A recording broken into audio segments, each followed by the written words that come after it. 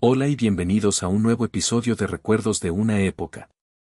En esta ocasión, nos adentraremos en el apasionante periodo que abarca de 1900 a 1920, una etapa trascendental en la historia de la Ciudad de México, marcada por los últimos estertores del Porfiriato y los intensos acontecimientos de la Revolución Mexicana. A través de este viaje en el tiempo, examinaremos cómo lucía la capital en aquellos años. Destacaremos los eventos más significativos que dieron forma a los primeros pasos del siglo XX y exploraremos en detalle algunas costumbres y tradiciones de la época que, vistas desde nuestra perspectiva actual, resultan tanto curiosas como profundamente intrigantes. Este recorrido nos permitirá comprender de manera más profunda cómo era la vida cotidiana en esos tiempos y cómo los sucesos históricos de entonces forjaron las bases de la metrópoli que conocemos hoy en día. Para iniciar, retrocedamos al pasado y visualicemos cómo era la Ciudad de México en ese momento. En comparación con la extensa urbe actual, la capital de principios del siglo XX era mucho más compacta, con su actividad y vida girando casi exclusivamente alrededor del centro histórico. Las construcciones de esa época reflejaban en gran medida el estilo arquitectónico heredado del siglo XIX, con fachadas ornamentadas y detalles que evocaban una mezcla de tradición y modernidad incipiente. Muchas zonas de la ciudad tenían un aspecto completamente diferente al que vemos ahora, tanto en sus edificaciones como en su planificación urbana, ya que avenidas y calles que hoy son arterias principales aún no habían sido trazadas ni concebidas. Un ejemplo claro de esta transformación es la colonia Santa María la Ribera, que por entonces comenzaba a experimentar un proceso de modernización. En este barrio, las calles empezaban a ser pavimentadas con materiales más duraderos, y cada una de sus vialidades recibía un nombre oficial, lo que marcaba un cambio significativo en la organización y el paisaje urbano. Este proceso no era exclusivo de Santa María la Ribera, en diversos puntos de la ciudad, que poco a poco se expandía, se podían observar señales de un crecimiento que anunciaba una nueva era para la capital. El gusto por el estilo europeo, especialmente el de inspiración francesa, era evidente en las construcciones de la época, lo que subrayaba el afán por adoptar una modernización artística y arquitectónica acorde con las tendencias internacionales. Algunas de estas estructuras han desaparecido con el paso del tiempo, víctimas del progreso o de los conflictos, mientras que otras han resistido y se mantienen en pie, conservando su diseño original como testigos silenciosos de aquel periodo. El trazado urbano de la Ciudad de México en los primeros años del siglo XX comenzó a evolucionar gracias a una serie de proyectos ambiciosos que buscaban transformar la capital en una metrópoli moderna. Un caso emblemático de estas modificaciones fue la demolición del Teatro Nacional, también conocido como Teatro de Santa Ana, que se encontraba en la calle 5 de Mayo. En 1901, las autoridades iniciaron los trabajos para derribar este edificio con el objetivo de ensanchar la vialidad, dotándola de un nuevo carácter y facilitando el flujo de transeúntes y vehículos. Sin embargo, no fue solo el teatro el que sucumbió a estos cambios, otras edificaciones cercanas también fueron demolidas o sometidas a profundas remodelaciones para alinearse con la visión de una ciudad renovada. Un ejemplo notable de adaptación es la Casa de los Azulejos, una construcción icónica cuya estructura fue parcialmente recortada para ajustarse a las nuevas necesidades urbanas. A pesar de esta intervención, logró preservar su diseño original, que aún hoy admiramos. Los periódicos de la época informaban con entusiasmo sobre el proceso de remodelación de la Casa de los Azulejos, destacando los esfuerzos por mantener su esencia histórica mientras se integraba a la modernidad emergente. Este edificio se convirtió en un símbolo de cómo la Ciudad de México buscaba equilibrar su pasado con las demandas de un futuro en construcción. Entre 1900 y 1910, el gobierno impulsó una serie de proyectos de gran envergadura que debían estar listos para conmemorar el centenario de la independencia. Uno de los más destacados fue la construcción del Palacio Postal, edificado en el terreno donde antes se ubicaba la Escuela de Economía. Este imponente edificio, conocido hoy como el Palacio de Correos, se convirtió en un motivo de orgullo nacional por su belleza arquitectónica y su funcionalidad. La inauguración del Palacio Postal marcó el inicio de una serie de aperturas programadas para las festividades del centenario, reflejando el espíritu de progreso que el régimen porfirista quería proyectar al mundo. Otro proyecto de escala aún mayor fue el Palacio de Bellas Artes, levantado en los terrenos que ocupaba el antiguo convento de Santa Isabel. Los trabajos comenzaron en 1904, y durante las excavaciones para los cimientos se descubrieron vestigios arqueológicos de diversas épocas, lo que añadió un valor histórico inesperado a la obra. Con el tiempo, este edificio, que inicialmente se pensó como un nuevo Teatro Nacional, comenzó a tomar forma, aunque su nombre cambiaría más tarde a Palacio de Bellas Artes. Originalmente estaba programado para inaugurarse en 1910, como parte de las celebraciones del centenario, pero los disturbios de la Revolución Mexicana interrumpieron su construcción.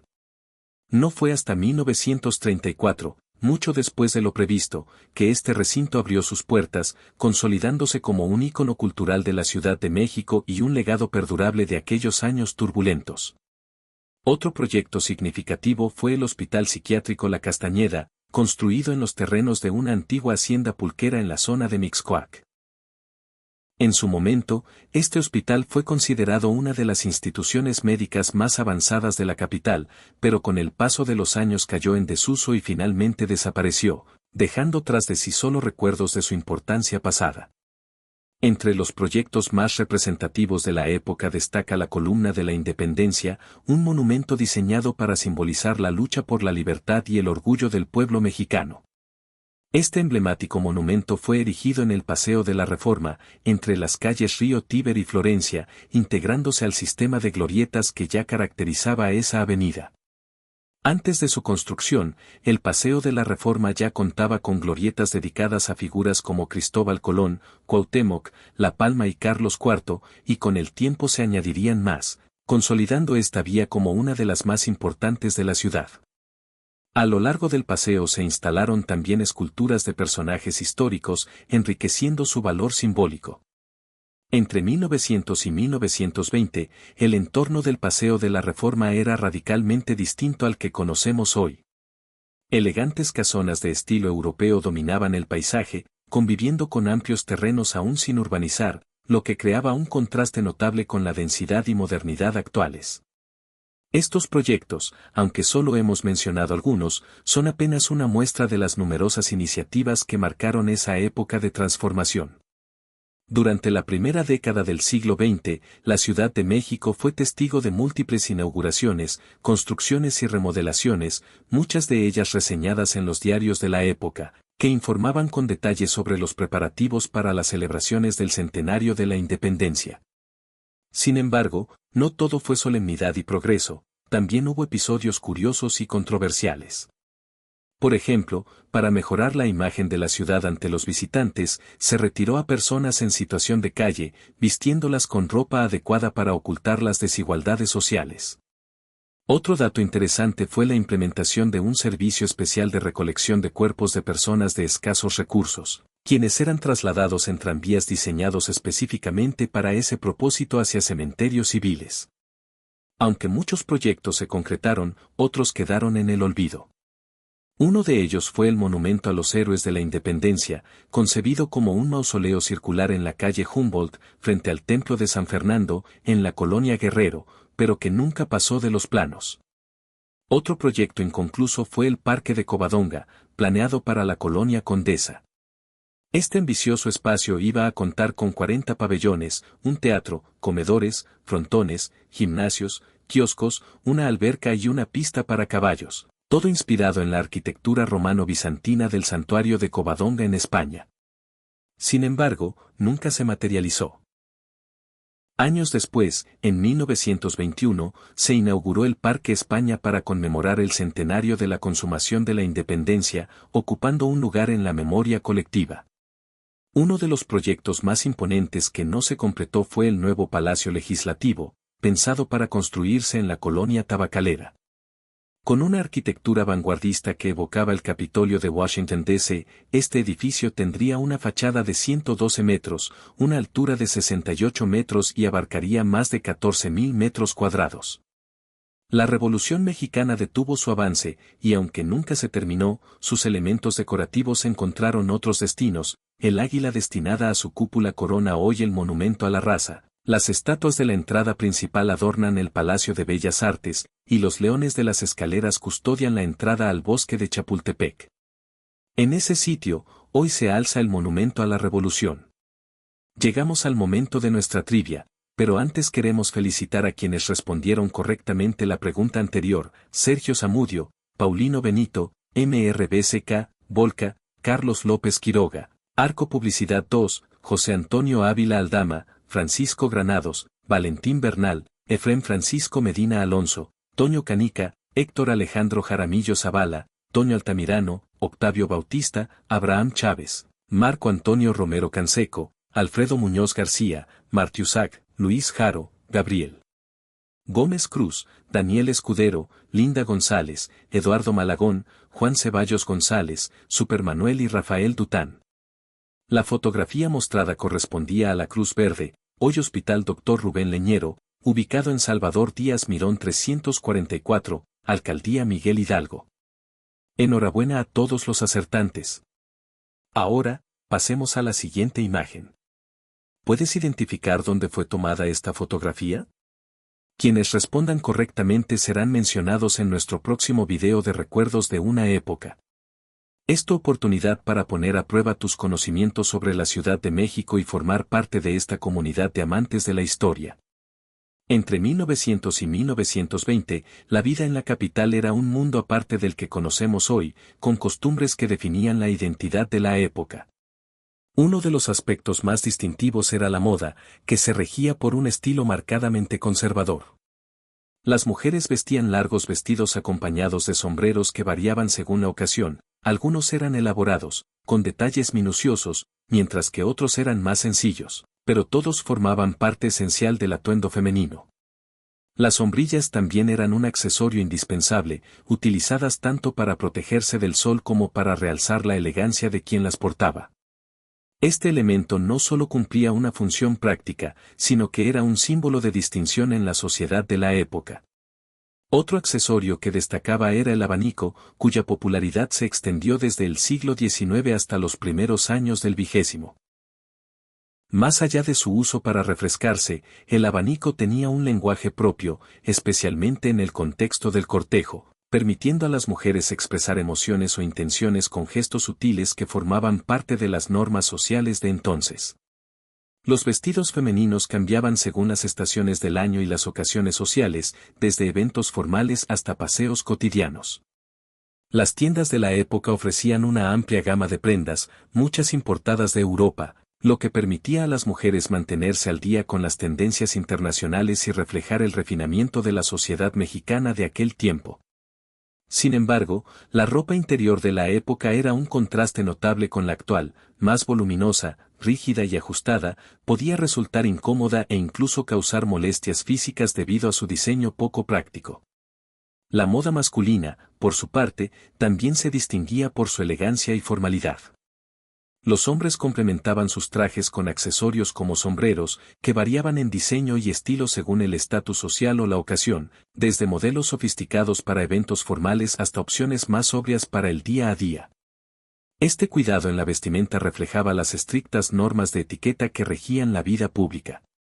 Los niños no escapaban a estas convenciones. Las niñas vestían de manera similar a las adultas, con vestidos adaptados a la temporada y al evento, mientras que los niños llevaban ropa más sencilla, pero siempre acorde con las normas de decoro de la época. Aunque menos elaborada que la de los adultos, la vestimenta infantil permitía distinguir claramente el género y el nivel social de los pequeños. Todos estos artículos podían adquirirse en las numerosas tiendas del centro histórico, que ofrecían departamentos especializados con ropa y accesorios para completar el atuendo. Algunas de estas tiendas han desaparecido con el paso del tiempo, mientras que otras han sobrevivido, adaptándose a las necesidades modernas sin perder del todo su esencia histórica.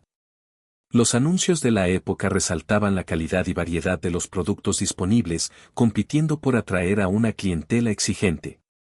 La publicidad de entonces, en un mundo sin radio ni televisión, dependía de medios impresos como carteles, revistas y periódicos.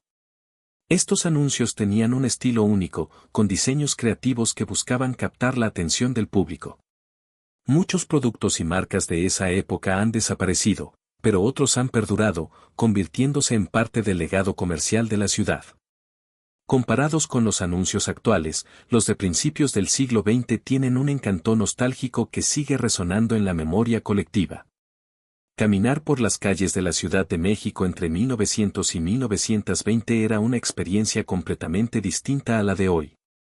Los elegantes carruajes tirados por caballos compartían las vialidades con los primeros automóviles que comenzaban a aparecer como una novedad tecnológica. Este contraste entre lo tradicional y lo moderno definía el ambiente urbano de la época. Los edificios del centro histórico, las tiendas y las casas presentaban estilos arquitectónicos que hoy solo podemos imaginar a través de fotografías y relatos. Aunque algunos de estos edificios aún existen, conservando su diseño original, son reliquias de un pasado que contrasta con la modernidad actual. Las colonias aledañas al centro, desde el norte hasta el sur, también tenían una dinámica propia, con un entorno que quedó atrás pero que sigue vivo en la imaginación gracias a los registros históricos. Te invitamos a seguir explorando estas fascinantes épocas en nuestro próximo video de recuerdos de una época, disponible pronto. Si disfrutaste este contenido, no olvides darle like, suscribirte y activar la campanita para recibir notificaciones de nuevos episodios que despierten tu nostalgia. También te recomendamos visitar nuestro canal hermano, México Retro, para más historias del pasado. Nos vemos en la próxima emisión y que tengas un día maravilloso.